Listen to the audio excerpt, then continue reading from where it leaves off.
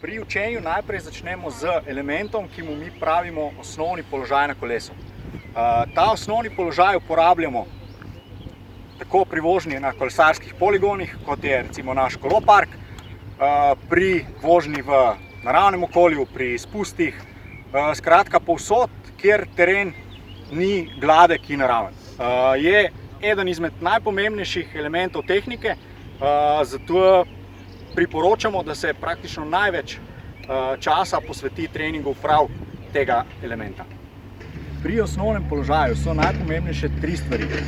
Najprej, da na kolesu stojimo oziroma na pedalih stojimo, da je naš pogled usmerjen naprej v smeri vožnje in da so naša pedala vodoravno s podlago. Poleg teh treh točk je pomembno še to, da imamo en ali maksimalno dva prsta na zavorah in da smo na kolesu aktivno sproščeni. Se pravi, da so naša kolena in komolci rahlo pokrčeni in da smo pripravljeni na akcijo. V osnovnem položaju stojimo na kolesu, pedala so vodoravno, pogled je usmerjen naprej, en do maksimalno dva prsta na zavorah. Na kolesu smo aktivno sproščeni, se pravi rahlo pokrčena kolena in komolci.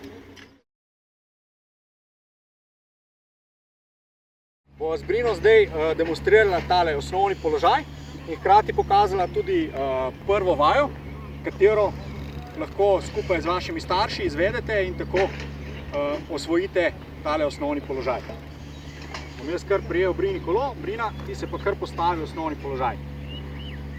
Se pravi, Brina stoji na kolesu, pedala so vodoravno, pogled je usmerjen naprej, v smeri vožnje.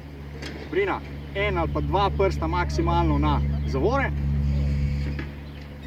Komolci in kolena so rahlo pokrčeni. Evo, super. In to je naš osnovni položaj.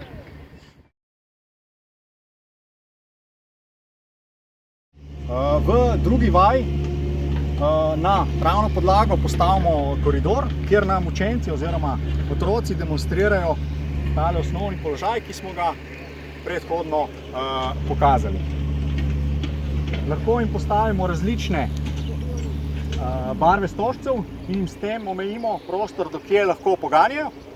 Od tam naprej pa se morajo samo v osnovnem položaju peljati skozi ta koridor. Brina, prsti na zavore.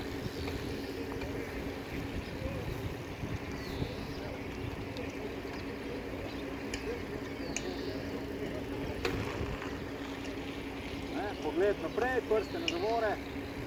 Super.